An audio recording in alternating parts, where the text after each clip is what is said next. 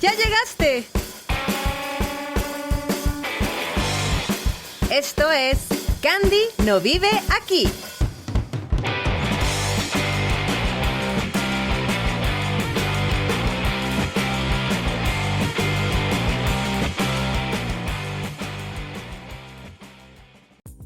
Hola payoleras, hola payoleros, yo soy Candy y les doy la más cordial bienvenida a La Payola Radio.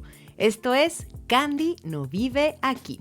Y hoy es 18 de enero del año 2023. Y un día como hoy, pero del 2012, por parte de la ley SOPA, ¿se acuerdan? Cerraron Wikipedia en inglés por 24 horas. Y mientras duró este apagón, quienes intentábamos acceder al sitio nos encontrábamos con una pantalla negra en la que se podía leer: imagina un mundo sin conocimiento libre. Y yo por ahora no puedo imaginármelo. ¿Ustedes, de verdad? Este programa no sería posible sin el conocimiento libre, pero bueno. Hace poco, en una charla de fiesta, salió el tema de la música. Y justo nos preguntábamos desde hace cuánto está la música en nuestras vidas. Y la primera discusión versaba sobre qué es la música. Difícil pregunta, ¿no creen? Pero creo que somos capaces de diferenciar el ruido o el habla de la música, que sin dudarlo ha acompañado a la humanidad en todas las culturas. De hecho, hay banda científica que ha estudiado cuál es la reacción del cuerpo humano ante la música. Y seguramente de forma empírica se han dado cuenta que escuchar música cambia nuestro ritmo cardíaco, por supuesto genera cambio en la presión arterial y algunas veces nos puede generar el llanto.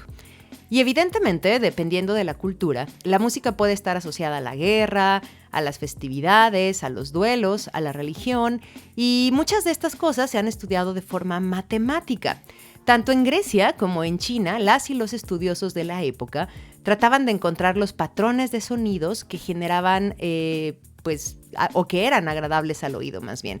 Y estos eran considerados música. Y también estudiaban aquellos patrones que simplemente no emulaban los mismos sentimientos y emociones y eran considerados ruido. Al final, y viéndolo de forma simplista, se trata de vibraciones del aire, evidentemente en las frecuencias que puede captar nuestro oído humano, con diferentes frecuencias, timbres y tonalidades. Así que, pues a fin de cuentas, es una interpretación que nuestro cerebro hace de estos sonidos. Eso significa que lo que nuestro cerebro percibe a través de nuestros oídos no es lo mismo para otras especies. Esta idea siempre me ha volado la cabeza, porque al final lo que otras especies escuchan depende por completo de lo que sus oídos son capaces de percibir y de lo que su cerebro interpreta. Pero no me quiero clavar aquí porque este tema también me encanta, así que sigamos con el origen de la música. Y en el Neolítico, que es este periodo de la historia humana en el que apareció y se generalizó la agricultura y el pastoreo de animales, la música era usada para exorcizar a los demonios. Por eso, la música era parte de las actividades cotidianas de las personas que se dedicaban a la magia y a la hechicería. Y obviamente, la mitología no se pudo zafar de la música y fue muy importante en diferentes culturas. Por ejemplo, los griegos atribuyen la creación de la música a su dios Osiris, los hindúes a Brahma, los judíos a Júbal y los griegos a Apolo o a Orfeo. Píndaro fue uno de los más célebres poetas líricos de la Grecia clásica y por ahí del siglo VI a.C. empezaba a teorizar sobre la música. Pero lo que era un hecho es que los chinos llevaban ya 2000 años hablando de música. En China, la música era súper importante al grado de que todas las dinastías tenían un apartado especial para ella. De hecho, las personas de China relacionaban la música con los 12 meses y a su vez con los 12 estados de ánimo e incluso tenían 12 campanas que al sonar emitían uno de los 12 tonos musicales existentes para esa cultura. En la Edad Dorada en Grecia, la música, la poesía y la historia estaban por completo relacionadas. La idea es que estas tres artes fuesen las que permitían que el pueblo estuviese familiarizado con su pasado. Los frigios, este antiguo pueblo indoeuropeo que habitaba inicialmente en los Balcanes del Sur, introdujeron en Grecia, en su culto a Cibeles, la música orgiástica, música de flauta, el llamado modo frigio, popular entre las masas y visto por los moralistas como un peligro para las buenas costumbres, porque era música que era considerada salvaje. Pero ya saben qué pasa siempre con estas cosas, así que esta música fue la primera en ser imitada por todos los pueblos mediterráneos y se extendió por el mundo griego de Asia Menor y sirvió en los ritos de Dionisos, dios del vino. En Egipto se distraían escuchando música de laúd, sistro, flauta, arpa y lira. La música era muy importante también para esa cultura y los templos y palacios tenían una orquesta y un coro. De hecho, en la planta de personas que trabajaban en el palacio del faraón, existía la persona con el cargo de superintendente musical. Y, por supuesto, además de los instrumentos musicales, la música está acompañada de cantantes. Hace más de 3000 años ya había cantantes con gran fama como Snefrun y Remery Pat. Aunque en ese entonces aún no existía la notación musical, sí existían orquestas que empleaban varios instrumentos para generar música. Pero definitivamente en la antigüedad, el canto era muy importante, tanto en público como en privado, y se cantaba en todos lados, en los templos, en las calles, en las plazas y, por supuesto, en las fiestas. Otro lugar en donde la música tiene más de 3000 años es India. En esta cultura, la música estaba más destinada a los rituales religiosos y los himnos védicos, que se escribieron precisamente para ser cantados. Y de alguna forma, la música estaba fuertemente asociada a la danza y a la poesía. De hecho, no podían separarse cuando se trataba de rituales religiosos. Y, nota aparte, parece que el primer sistema de notación musical que conocemos o del que tenemos constancia proviene justamente de India. Pero a pesar de la importancia de la música para estos rituales, las actividades desempeñadas por gente dedicada a la música, la danza o el canto estaban reservadas para aquellas personas de clases bajas. En realidad, en la parte educativa, a la gente se le enseñaba la apreciación de estas artes, no la ejecución de las mismas. ¿Se acuerdan que ya les había dicho que en China los tonos están asociados a los 12 meses? Bueno, pues en India la música buscaba describir o evocar dos cosas: la estación del año o el momento del día. Qué curioso, ¿no? Esta relación tan cercana de la música al tiempo y por ende a nuestras emociones o sentimientos en periodos súper específicos. Total, que en India la raga se refiere a los modos melódicos empleados en su música clásica y es un esquema melódico en que se establece una composición y una improvisación basado en una colección de data de notas que generalmente son de 5 a 7 y también basado en patrones rítmicos característicos. Y muchas de estas ragas se llaman primavera, otoño, ocaso, belleza del atardecer, inicio de lluvia. Ay, no sé ustedes, pero a mí me parece fantástico. Pero bueno, movámonos un poco de lugar y hablemos de Creta, la isla más grande de Grecia y la quinta en tamaño del mar Mediterráneo. En Creta, si tocabas la lira, la flauta o eras parte de los coros que entonaban himnos de adoración, ya eras parte de la comunidad que estaba ayudando a ganarse el favor de la divinidad en cuestión. Por eso la orquesta era muy importante en los templos, porque era parte de lo que se debía ejecutar como parte de los rituales religiosos, pero también es un hecho que las personas con más poder lo hacían para su propio deleite. Algo súper curioso es que cuando una persona dedicada a la música fallecía, esta persona era enterrada con la reproducción en arcilla del instrumento musical que solía ejecutar. Y los bardos se acompañaban de una lira de 7 cuerdas y los pastores cantaban al son de la doble flauta de 8 agujeros y 14 notas. También utilizaban la trompeta y el sistro, que es un instrumento de metal en forma de herradura que está atravesado por varias varillas y es muy similar a la que tenían en el antiguo Egipto. De hecho, les confieso que tuve que buscar este instrumento porque nunca lo había visto, así que vale la pena que le echen un ojo para que no se lo imaginen y puedan verlo porque está súper curioso.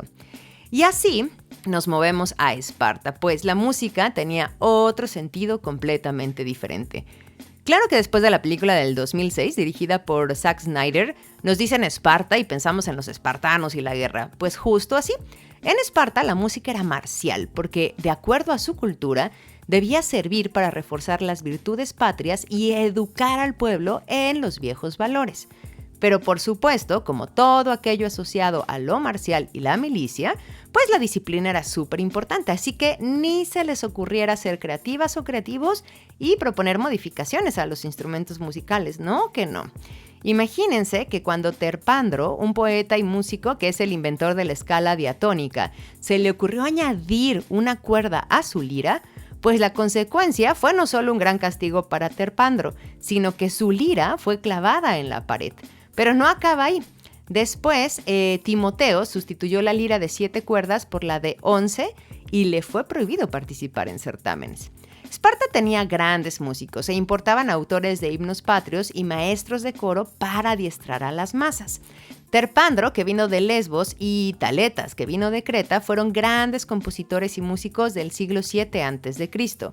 Terprando era denominado el deleite de los hombres e inventó las canciones para beber que se llaman los escolia. También modificó la lira e inauguró la gran era musical de Lesbos, una generación antes que Safo. A Terpandro le siguieron Tirteo y luego Alcman. Eran músicos y poetas muy famosos, pero más vitalistas que románticos. Imagínense que en esa época todos tocaban algún instrumento y se consideraba una desgracia no tener esta habilidad en el canto. Se llamaba lírica a la poesía porque se escribía para ser cantada y tocada con la lira, el arpa o la flauta. Los poetas eran músicos e intérpretes de sus canciones. Y antes del siglo VI, todo en Grecia estaba penetrado por la música. La guerra, la religión, el amor, el desengaño. Había instrumentos de aire, de cuerda y de percusión, pero la flauta, al menos en Atenas, era el instrumento que tenía más adeptos. Y la forma más elevada era la música coral, que es equivalente a la sinfonía actual.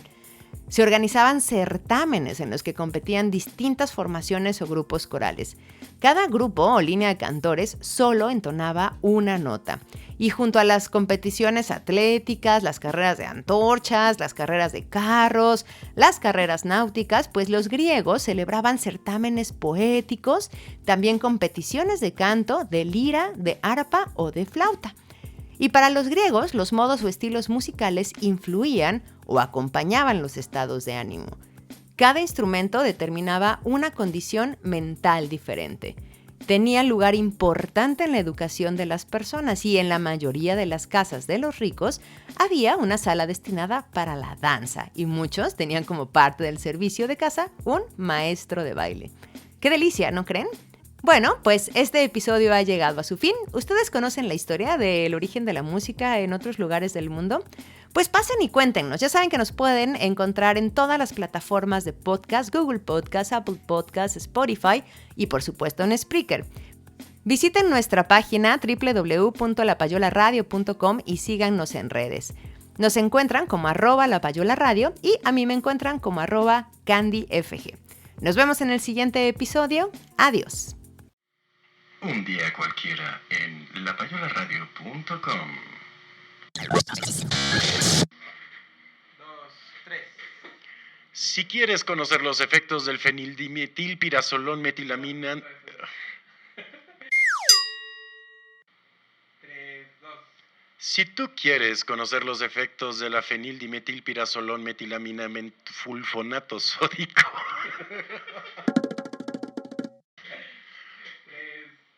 Si tú quieres conocer a qué sabe el fenildimetilpirazolón metilamina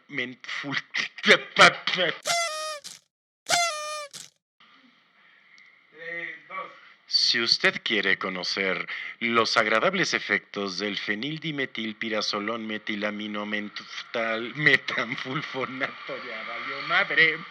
3, 2. Si usted quiere conocer a qué sabe el fenildimetilpirazolón